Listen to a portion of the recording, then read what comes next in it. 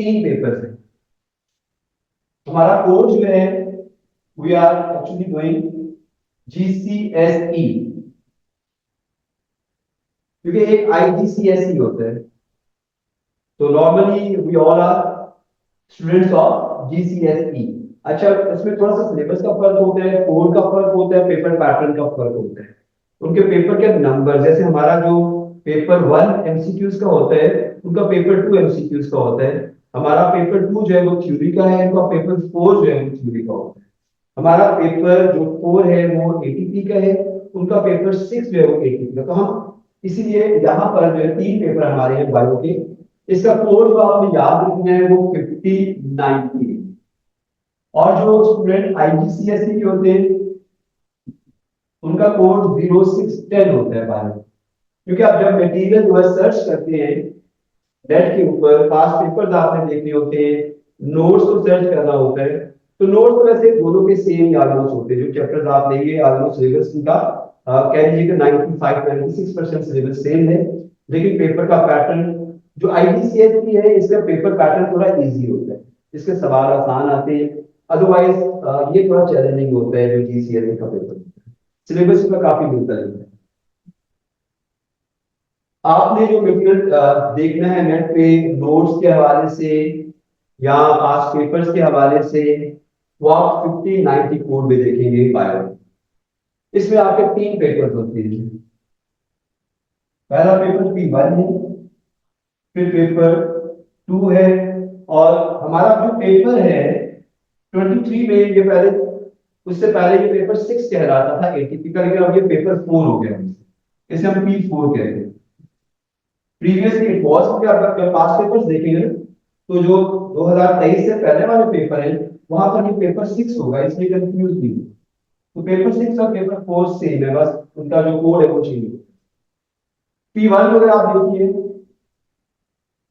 ये MCQ based paper होता है। इसमें आपको 40 क्वेश्चंस दिए जाते हैं, और इन 40 क्वेश्चंस को आपने अटेम्प्ट करना होता है 60 मिनट्स। चार ऑप्शन आपको दी होती है, A B C और D। उनमें से कोई एक ऑप्शन आपने इसमें से चूज करनी होती है। You will be given 60 minutes and you have to attempt 40 questions in these 60 minutes. उसके बाद आपका पेपर 2 आ जाएगा। अच्छा, प्रीवियसली इसका पैटर्न थोड़ा डिफरेंट था, 23 में इसका पैटर्न भी जो है वो चेंज हो चुका होगा। अब इस पेपर का जो पैटर्न प्रीवियस था वो उसमें तकरीबन 9 क्वेश्चंस आपको आते थे। ये असल में थ्योरी पेपर है आपका। इसमें एक और चीज याद रखिएगा कि हम जोन 4 में आते हैं। पाकिस्तान जो है जोन 4 में आता है, पाकिस्तान के स्टूडेंट जोन 4 के लिए। इसलिए हमारा वेरिएंट जो है वो 2 है, जो हमें फॉलो करना है। जैसे पेपर 1 अगर लिखा होगा तो पेपर 1 के साथ जो वेरिएंट 2 है ना, आपने वो करना है। एक 1-1 भी होता है, वो आपने नहीं करना। जैसे कि A लेवल में 1-2 भी है, 1-3 भी है, तो हमारा जो वेरिएंट होता है दैट इज 1-2। तो जिस पेपर 1 के साथ 2 लिखा होगा, हमारा वेरिएंट वो वाला है, तो वेरिएंट 2 के स्टूडेंट्स, तो हमें ये पेपर जो है वो अटेम्प्ट करना है। थ्योरी के अंदर प्रीवियसली मैंने बताया इसमें 9 क्वेश्चन होते थे, और टोटल आपने 8 क्वेश्चन अटेम्प्ट करने होते थे, और उसमें एक की आपको जो थी वो चॉइस होती थी। लेकिन अब ऐसा नहीं है, 23 से इसका पैटर्न चेंज हो चुका हुआ है। अब इसमें वो आपको 7 क्वेश्चन भी दे सकते हैं, 8 क्वेश्चन भी दे सकते हैं, मतलब आपको 7 या 8 क्वेश्चन करने, 7 और 8 क्वेश्चन हो सकते हैं। सर ये प्रैक्टिकल क्वेश्चंस होते हैं तो ये शॉर्ट या लॉन्ग मिक्स आते हैं या सेपरेट होते हैं? ये बताएं। अब इसमें देखिए कि ये जो 7 क्वेश्चन आपके आएंगे या 8 क्वेश्चन आएंगे, पहले ये था कि जो प्रीवियस पैटर्न था उसमें आपके 3 सेक्शन होते थे। सेक्शन A था, B था और C था। उस A, B और C सेक्शन में, जैसे सेक्शन A 50 मार्क्स का होता था, उसमें 5 क्वेश्चन होते थे।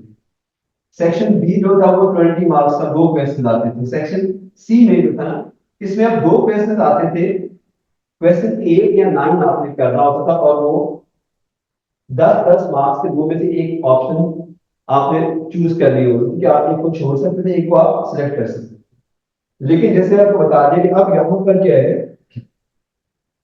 कि इसमें अभी भी आपके जो 7 या 8 क्वेश्चन आते हैं, अब उसमें सी पोर्शन उन्होंने खत्म कर दिया होगा। अब ए और बी वाला ये पोर्शन है, अब उसको उन्होंने कैटेगराइज किया हुआ है दो बड़े ग्रुप्स के अंदर, कि अगर जो पहले 5 क्वेश्चन आप देखेंगे, 5 क्वेश्चन जो पहले इसके आते हैं उनको हम स्ट्रक्चर्ड क्वेश्चन का नाम देते हैं।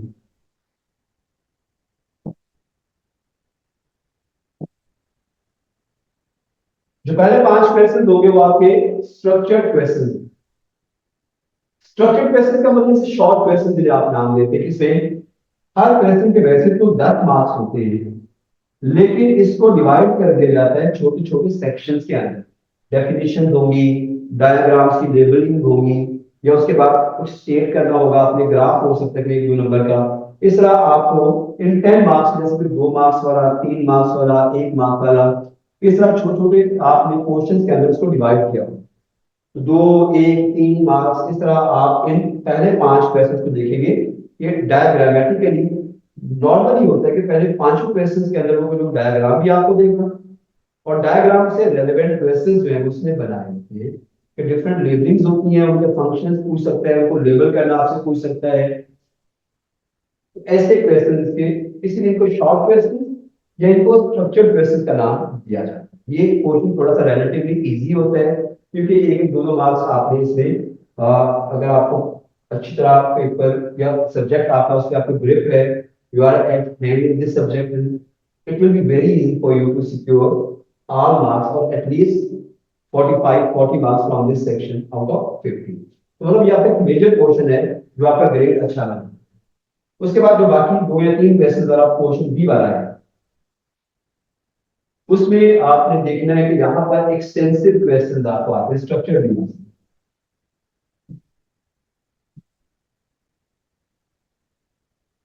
अब प्रीवियसली इसका पैटर्न थोड़ा डिफरेंट था। नॉर्मली इसमें डायग्राम नहीं होती थी, इसमें 2 सवाल आते थे, 2 हिस्सों में डिवाइड करके वो इसको करते थे। जैसे लाइक आप इस तरह कर लीजिए कि इसमें अगर एक क्वेश्चन है उसके 6 मार्क्स है, दूसरे के 4, 5-5 वाले भी दोनों होते थे, 8-2 वाला, इस तरह इसको डिवाइड किया। लेकिन आप डायग्रामेटिकली भी आ सकते हैं, इसका पैटर्न थोड़ा सा चेंज हो गया, इसमें आप डायग्राम भी वो दे सकते हैं आपको, और नहीं भी दे सकते। और अभी भी ऐसा ही है कि 6-4 वाला भी बन सकता है, 5-5 वाला भी बन सकता है, या इस तरह वो आपको 6-2-2 में भी ले जाए और साथ डायग्राम भी दे सकते हैं। लेकिन इस वजह से 6 मार्क्स के लिए, 5 मार्क्स के लिए आपको थोड़ा एक्सटेंसिव जवाब देना पड़ता है पैराग्राफ की शक्ल में। एक और चीज आपने याद रखनी है कि जब आप इस एक्सटेंसिव पोर्शन के अंदर आते हैं तो आपने अवॉइड करना है बुलेट्स के अंदर जवाब देने से, नंबरिंग करने से। जैसे आप 3 नंबर ऐसे लेके जवाब दे दें, नॉर्मली जो ज्यादा प्रेफरेंस होती है आपके आंसर्स की, that will be in the form of a paragraph, कि आपने उसको एक पैराग्राफ की शक्ल में अटेम्प्ट।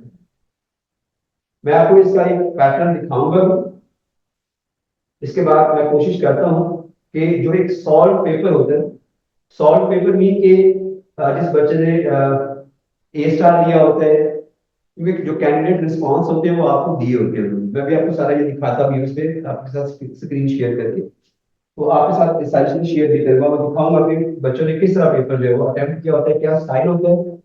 स्टाइल की वजह से बात होता है कि बहुत सारे नंबर जो है वो कट जाते हैं, क्योंकि इसमें कुछ टेक्निकलिटीज होती है।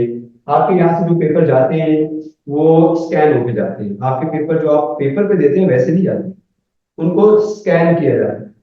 तो इसलिए बात दफा ये होता है कि पेपर की एक खास जो आप देखिए उसके मार्जिन बने होते हैं, तो मार्जिन के बाहर जाके आपने यहाँ पर नहीं लिखना होता। अब अक्सर क्या होता है, बाद बचे जब लिखने होते हैं वो इधर की राइटिंग ले जाते हैं, तो उससे फिर जितना ये हिस्सा है वो कट जाएगा, वो आपका बीच में आंसर इनकम्प्लीट आगे जा रहा होगा।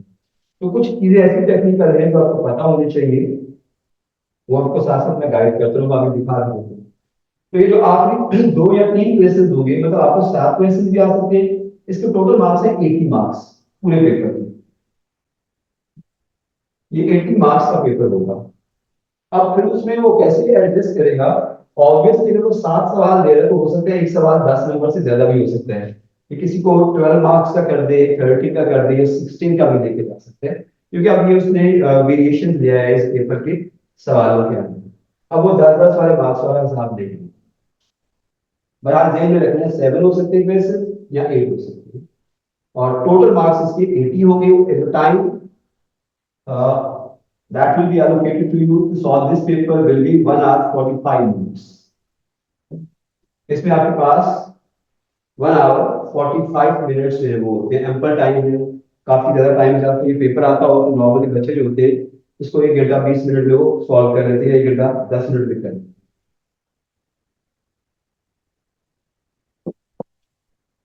तो इस तरह हमने देखा कि यहाँ पर ये हमारा जो पेपर था ये पेपर 2 होता है, इसके साथ क्या लिखा होता है पेपर 2, और इसका भी वेरिएंट क्या होगा 2। तो 12 और 22 आप यहाँ पर लीजिए। Then come to paper 4, that is paper 82. यहाँ का alternate to practical। दुनिया के बाद हिस्सों के अंदर या बाद जोन के अंदर पेपर 3 एक होता है, वो प्रैक्टिकल परफॉर्मेंस होती है, but you have not been given this opportunity in Pakistan to attempt this paper, क्योंकि इस पेपर के लिए फिर आपको प्रैक्टिकल परफॉर्म करने होते हैं, उसमें सेंटर बनेंगे, तो हमें ये अपॉर्चुनिटी नहीं है। So we have been given the opportunity of ATP, हमें एक पेपर आता है, but that is based on the experiments, the investigations, those are given in your book. So this paper is actually based on those investigations. Normally at your school you perform different experiments about those investigations, or you read practically in your book. So this paper is basically a practical paper, but actually all the questions are based on practical performance. आप बेशक को यहाँ पर नहीं कर रहे होते, आप ना भी करें तो भी आप उसको आंसर कर रहे होते। Actually it's not a knowledge based paper, rather it will be a skill based paper। या आपके skills होते हैं कुछ जो आपको सिखाने चाहिए। सर हमें ये पेपर में वो क्या नाम है एक्सपेरिमेंट हमें बनी हुई आएगी लाइक डायग्राम के साथ, जैसे टेस्ट ट्यूब वगैरह इस तरह का कुछ बना हुआ है और हमने उसकी बेस पे क्वेश्चन के आंसर करने होंगे। जी मैं भी दिखाता हूँ, कंफ्यूजन है सारी आपको दूर करता हूँ। मैं सिर्फ एक दफा इसको थोड़ा सा आपको इंट्रो दे दूँ, मैं आपको तीनों पेपर दिखा देता हूँ कि हमें किस तरह सॉल्व करना है, किस तरह के क्वेश्चन होते हैं। फिर आपको ठीक है। पेपर 4 जो है एटीपी वाला, इसमें जो आपको क्वेश्चंस आएंगे, इसमें डायग्राम्स बनी होती हैं, टेस्ट ट्यूब्स बनी होती हैं, दूसरे ऑपरेटर स्पीकर वगैरह बने होते हैं, या कुछ और ऐसी परफॉर्मेंसेस होती है। असल में होता है कि इसमें भी 2 या 3 क्वेश्चंस आते हैं।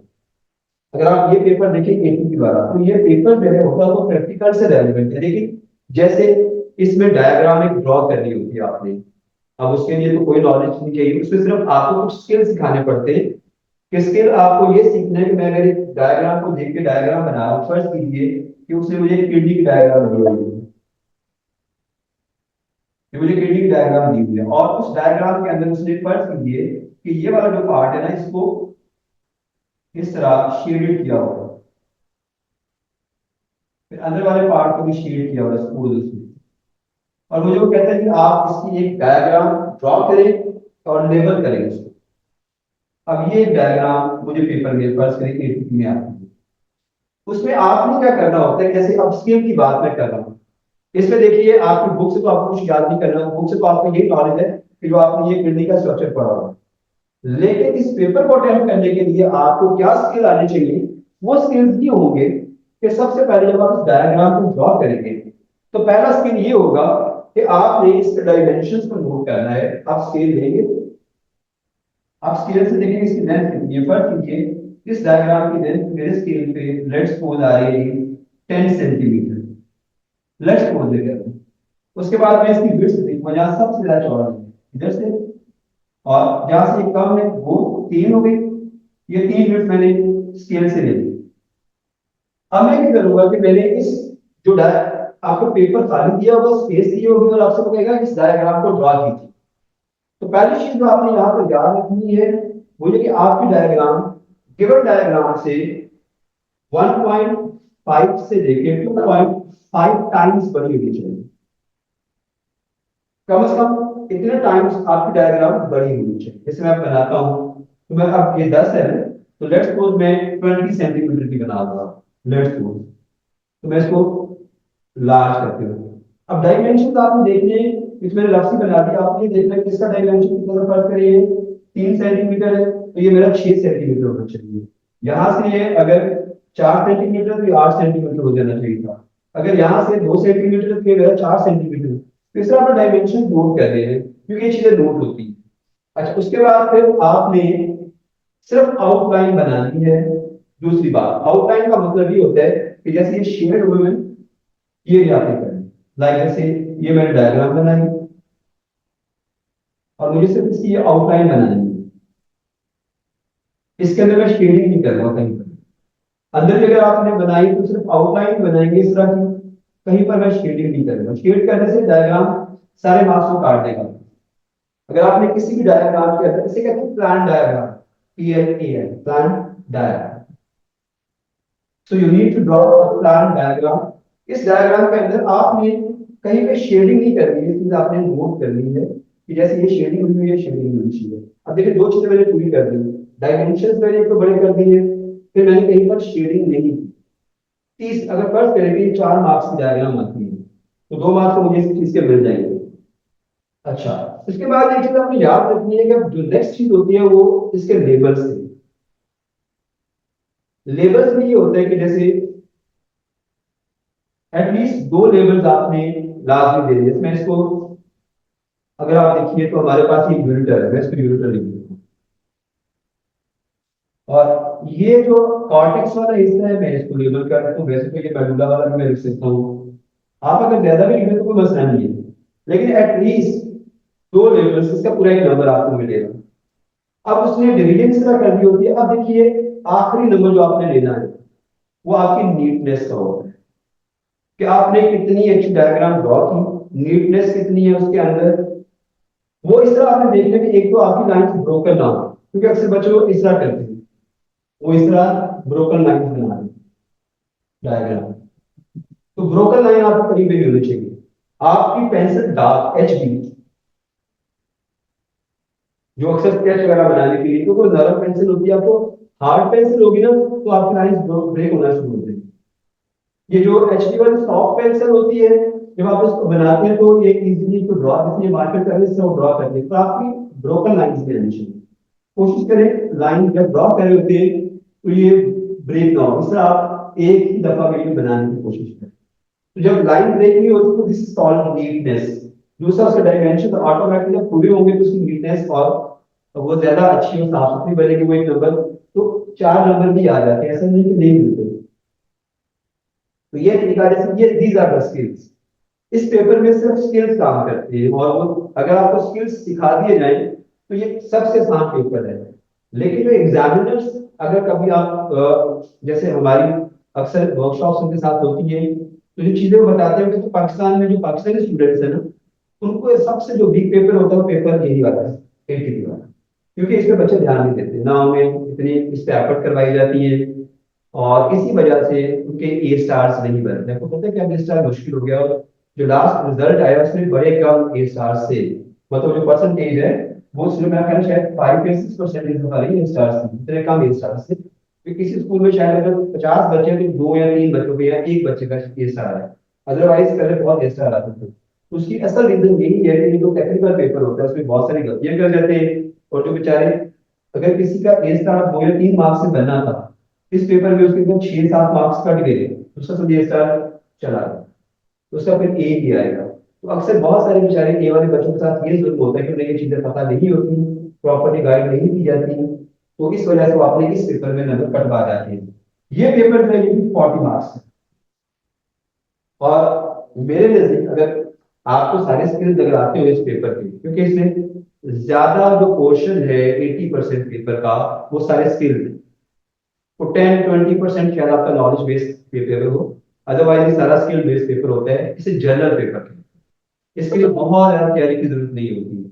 आपको ये जो इंस्ट्रक्शन होती है बता दी जाए, एक टीचर गाइड कर दे, उसके बाद अगर आप 8-10 पेपर आप इसके प्रैक्टिस कर लेते हैं तो मेरा ख्याल है कि ये पेपर ऐसा है जो आपको 35 से 36 स्कोर आराम से चांसेस दे देते हैं, और जिसका मतलब कि आपका ए स्टार इंश्योर करने वाला पेपर ये है।